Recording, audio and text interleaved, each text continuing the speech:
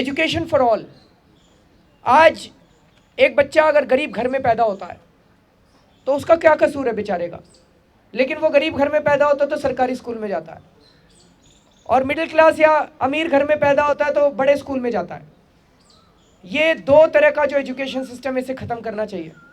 इसलिए हम चाहते हैं कि सरकारी स्कूलों में चाहे जितना पैसा खर्चा करना पड़े हम लोगों को, सरकारी स्कूलों में एजुकेशन का स्टैंडर्ड प्राइवेट जो अच्छे प्राइवेट स्कूल हैं उसके स्टैंडर्ड का बनाया जाएगा, और इनका कंट्रोल जो है ये लोकल मोहल्ला सभा और लोकल ग्राम सभा के कंट्रोल में दिया जाएगा। जिन लोगों के बच्चे पढ़ते हैं उस स्कूल में उन लोगों के हाथ में उसका कंट्रोल होना चाहिए, ना कि कोई एजुकेशन इंस्पेक्टर के हाथ में होना चाहिए। इसके लिए जितना भी पैसा खर्चा करना पड़ेगा उतना पैसा पॉलिटिकल विल होगी उतना पैसा खर्चा करने की। सरकारी टीचर्स के लिए भी स्ट्रॉन्ग रिवॉर्ड्स एंड पनिशमेंट का सिस्टम लागू किया जाएगा। शिक्षा को लोगों के लाइवलीहुड से, शिक्षा के कंटेंट को लाइवलीहुड से जोड़ा जाएगा। आज बीए, बीकॉम, बीएससी डिग्री ले लेके लोग निकलते हैं और फिर नौकरी ढूंढते हैं। हमें ऐसा एजुकेशन सिस्टम लागू करना चाहिए जिससे लोग, बच्चे पढ़ने के बाद जब निकले कॉलेज से, जॉब ढूंढने की बजाय वो जॉब प्रोवाइडर बन के निकलें। एंटरप्रेन्योरशिप उनको सिखाई जाए, उनको एंटरप्राइजिंग स्पिरिट सिखाई जाए, उनको काम करने का वो सिखाया जाए, रादर देन थ्योरेटिकल एजुकेशन दी जाए। वोकेशनल इंस्टीट्यूट्स लार्ज स्केल में खोले जाएंगे, आईटीआईज लार्ज स्केल में खोले जाएंगे, आईआईटीज और ऑल इंडिया मेडिकल इंस्टीट्यूट जो है उस तरह के ढेर सारे इंस्टीट्यूट्स पूरे देश में खोले जाएंगे। और दिल्ली यूनिवर्सिटी के अंदर जो 4 ईयर प्रोग्राम लागू किया गया था ज़बरदस्ती नॉन डेमोक्रेटिक तरीके से, उसको विड्रॉ किया जाएगा। हेल्थ फॉर ऑल, आम आदमी पार्टी का मानना है that Indians are first class citizens who are victims of third class governance. अगर हम अपने लोगों को अच्छी शिक्षा दे दें, अगर हम अपने लोगों को हिष्ट पुष्ट कर दें, स्वस्थ कर दें, तो भारत दुनिया का सबसे बेहतरीन देश बन सकता है। क्योंकि हमारे देश के लोग बहुत अच्छे हैं, हमारे देश के लोग बहुत मेहनती हैं, हमारे देश के लोग बहुत इंटेलिजेंट हैं। सरकारी अस्पतालों को प्राइवेट अस्पताल, जो अच्छे प्राइवेट अस्पताल हैं उनसे भी बेहतर किया जाएगा। प्राइमरी हेल्थ सेंटर्स जो हैं उनको ग्राम सभा और मोहल्ला सभा के कंट्रोल में दिया जाएगा। जेनरिक ड्रग्स का परचेज किया जाएगा और बल्क ड्रग्स जो सरकारी अस्पतालों में खरीदी जाती हैं वो ट्रांसपेरेंट तरीके से खरीदी जाएंगी, जेनरिक ड्रग्स खरीदी जाएंगी। और ढेर सारे बच्चों की डिमांड है, वो भी इसमें लिखी नहीं है, रह गई है गलती से। नीट एग्ज़ाम जो है कि कॉमन एंट्रेंस एग्ज़ाम होना चाहिए सारे, उसके लिए आम आदमी पार्टी कटिबद्ध है। इलेक्टोरल रिफॉर्म्स, कहते हैं कि राजनीतिक भ्रष्टाचार की गंगा यहीं से शुरू होती है। तो ये जो काले पैसे का खेल है पूरे के पूरे चुनाव के दौरान, आज हम देखते हैं हमारे देश की जो 2 सबसे बड़ी पार्टियां हैं, पूरे देश के अंदर कहीं चले जाइए, किसी कोने में चले जाइए, इतने बड़े बड़े होर्डिंग लगे हुए हैं। पता नहीं कितने पैसे, कितने 1000 करोड़ खर्च किए हैं कि कितने 100 करोड़ खर्च, कुछ पता ही नहीं है। आप कोई चैनल खोल के देख लीजिए, पहला एडवर्टाइजमेंट इन्हीं का आता है, हर ब्रेक के अंदर आता है। पता नहीं कितने पैसे खर्च कर रहे हैं ये लोग।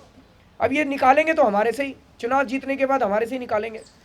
तो ये सब बंद करना पड़ेगा जो काले पैसे का धंधा है चुनावों के दौरान।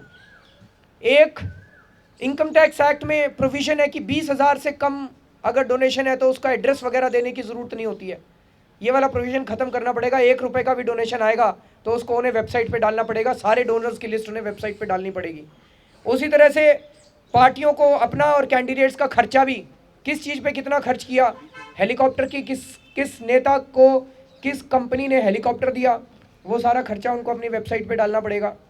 राइट टू रिजेक्ट होना चाहिए, राइट टू रिकॉल आम आदमी पार्टी चाहती है।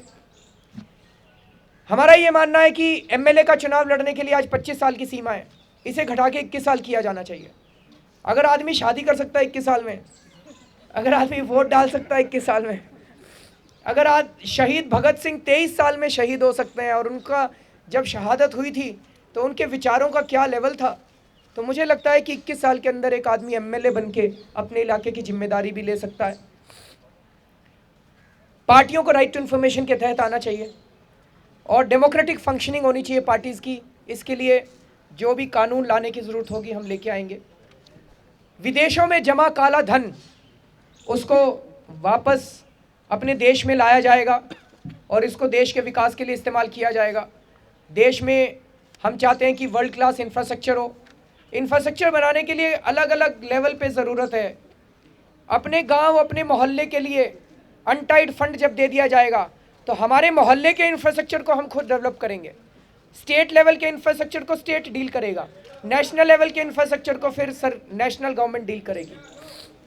आम आदमी पार्टी प्रो बिजनेस है, प्रो इंडस्ट्री है। हम चाहते हैं, हम ये मानते हैं कि बिना प्राइवेट सेक्टर के, बिना प्राइवेट एंटरप्राइज के ये देश आगे नहीं बढ़ सकता। हम मानते हैं कि जब तक बिजनेस और इंडस्ट्री प्रोग्रेस नहीं करेंगे तब तक इस देश के अंदर वेल्थ कैसे क्रिएट होगी, तब तक इस देश के अंदर जॉब्स कैसे क्रिएट होंगे। आज जानबूझ के ऐसी पॉलिसीज़ बनाई जाती हैं जिसकी वजह से बिजनेस शुरू करना इम्पॉसिबल है और बिजनेस चलाना ईमानदारी से इम्पॉसिबल है। तो आम आदमी पार्टी इस देश के अंदर ऐसा माहौल पैदा करना चाहती है कि ईमानदारी के साथ बिजनेस किया जा सके। आम आदमी पार्टी क्रोनी कैपिटलिज्म के खिलाफ है लेकिन बिजनेस के खिलाफ नहीं है। हम चाहते हैं कि इन सारे प्रोसीजर्स को सिंप्लीफाई किया जाए, कानूनों को सिंप्लीफाई किया जाए और दूसरा ऐसे कानून और ऐसे प्रोसीजर्स बनाए जाएं ताकि बिजनेस को और इंडस्ट्री को बढ़ावा मिल सके।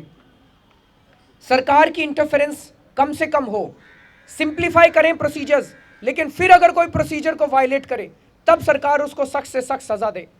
लेकिन आज जानबूझ के ऐसे प्रोसीजर्स बनाए जाते हैं ताकि बिजनेस वालों से कैसे पैसा ज़्यादा से ज़्यादा बटोरा जाए, इसे बंद करना पड़ेगा। लेकिन इसके साथ साथ हमें लेबर के इंटरेस्ट्स को प्रोटेक्ट करना पड़ेगा। कॉन्ट्रैक्ट लेबर, जो रेगुलर जॉब्स हैं, जो 365 दिन कम करने वाले काम हैं, उसमें जो कॉन्ट्रैक्ट लेबर एम्प्लॉय करने की प्रथा है, चाहे वो प्राइवेट सेक्टर में हो चाहे वो गवर्नमेंट सेक्टर में हो, ये कानून के खिलाफ है, कॉन्ट्रैक्ट लेबर एक्ट के खिलाफ है। लेकिन आज लार्ज स्केल पे इसको किया जा रहा है जिसकी वजह से उनके बेसिक ह्यूमन राइट्स का वायलेशन हो रहा है लेबर का। उसको बंद किया, उसके हम खिलाफ हैं और उसको बंद किया जाएगा।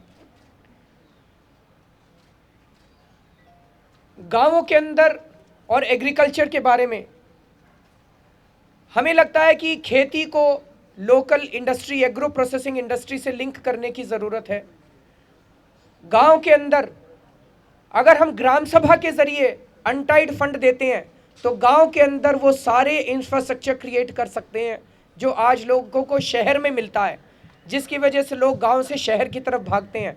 हमें वो सारी सुविधाएं अगर हम गांव में उपलब्ध करा दें तो ये जो रूरल अर्बन माइग्रेशन है इस पे काफ़ी हद तक रोक लगेगी। कोल्ड स्टोरेज चेन बनाई जाएंगी। कोल्ड स्टोरेज चेन बनाने के लिए हमें वॉलमार्ट को देश में लाने की ज़रूरत नहीं है, सरकार कोल्ड स्टोरेज चेन बना सकती है। हमारे देश में हम देखते हैं हर साल कितना अनाज सड़ जाता है। हर बार टीवी वाले आप लोग दिखाते हैं कि किस तरह से गेहूं सड़ गया, किस तरह से अन्न सड़ गया, लेकिन सरकार कुछ नहीं करती है। तो कोल्ड स्टोरेज चेन पूरे देश भर में गोडाउन्स बनाए जाएंगे ताकि इसको बंद किया जा सके। स्वामीनाथन रिपोर्ट बहुत अच्छी रिपोर्ट है जिसका किसानों ने स्वागत किया है, लेकिन उसको आज तक लागू नहीं किया गया, उसको लागू किया जाएगा। आज हम देखते हैं कि किसान सुइसाइड कर रहे हैं। सुइसाइड करने का एक बहुत बड़ा कारण ये है कि उनको अपनी खेती के पूरे दाम नहीं मिलते। कई जगह से हमने जब राइट टू इन्फॉर्मेशन में इन्फॉर्मेशन निकलवाई तो पता चला कि सरकार के अपने आंकड़ों के मुताबिक अगर 1680 रुपये कॉस्ट ऑफ प्रोडक्शन है तो 1280 रुपये सरकार ने मिनिमम सपोर्ट प्राइस रखा हुआ है। तो बेचारा किसान आत्महत्या नहीं करेगा तो क्या करेगा। स्वामीनाथन रिपोर्ट कहती है कि जो भी कॉस्ट ऑफ प्रोडक्शन हो इंक्लूडिंग ऑल द कॉस्ट, उसमें 50% प्रॉफिट किसान को मिलना चाहिए। तो हम स्वामीनाथन रिपोर्ट को लागू करेंगे। अगर ऐसा होता है तो पैसा जो है, मनी सप्लाई गांव की तरफ बढ़नी चालू होगी, गांव में डिमांड क्रिएट होगी और गांव की इकोनॉमी जो है वो बढ़नी चालू होगी। फार्मर सुइसाइड्स का एक और बड़ा कारण है क्रेडिट। वो मनी लेंडर्स के चंगुल में रहते हैं, उनको मनी लेंडर्स के चंगुल से निकालने की ज़रूरत है। तो जो भी कोऑपरेटिव बैंक्स और नेशनलाइज्ड बैंक्स हैं उनके थ्रू किसानों को क्रेडिट देने की सुविधाएं आसान की जाएंगी, उनके लिए इंश्योरेंस स्कीम्स लागू की जाएगी। और कई इलाकों में हमने देखा कि किसान आत्महत्या करते हैं क्योंकि घर में कोई बीमार हो गया, उसकी इलाज के लिए उनको इतना पैसा खर्चा करना पड़ जाता है कि वो कर्जे में आ जाता है। तो जैसा हमने पहले लिखा है कि सरकारी अस्पतालों को इतना अच्छा किया जाएगा कि उनको अच्छे प्राइवेट अस्पतालों के स्तर पर लाया जाएगा। और इरिगेशन के प्रति आम आदमी पार्टी कटिबद्ध है कि सिंचाई की सुविधाएं देश भर में, उसके लिए अलग अलग इलाकों में अलग अलग तरीके अपनाने पड़ेंगे। मीडिया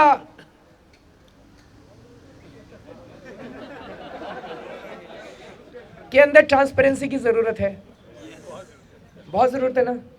मीडिया में फाइनेंशियल एंड पॉलिटिकल ट्रांसपेरेंसी कि हर मीडिया हाउस में किसका पैसा लगा है, किसकी इक्विटी लगी है, किसका लोन लगा है, ये ट्रांसपेरेंट होना चाहिए। इसके लिए कानून लाया जाएगा। किस मीडिया हाउस में किस एडिटर की या मालिक की किसके प्रति लॉयल्टी है, किस पॉलिटिकल पार्टी या लीडर के प्रति लॉयल्टी है, इसको अपफ्रंट डिक्लेयर करना चाहिए। जैसे आज हमने सुना कि जी टीवी के सुभाष चंद्रा जी मोदी जी के स्टेज पे थे, तो जी टीवी को टिकट चलाना चाहिए कि हमारे मालिक जो हैं वो मोदी जी के समर्थक हैं, तो जनता तय कर लेगी कि ये चैनल देखना है कि नहीं देखना। जनता को पता चल जाएगा भाई केजरीवाल को गाली दे रहे हैं इसलिए दे रहे हैं भाई मोदी जी के समर्थक हैं। उसी तरह से ये सेल्फ रेगुलेशन जो है इसने काम नहीं किया सर।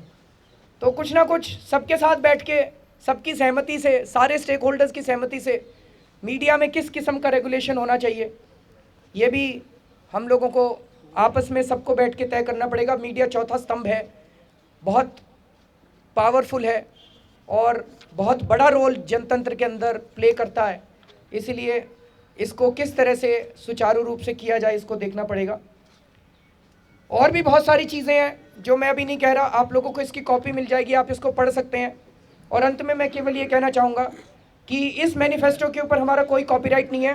कोई भी पॉलिटिकल पार्टी अगर इसको कॉपी करना चाहे कर सकती है, हमें कोई क्रेडिट देने की ज़रूरत नहीं है। Thank you so much.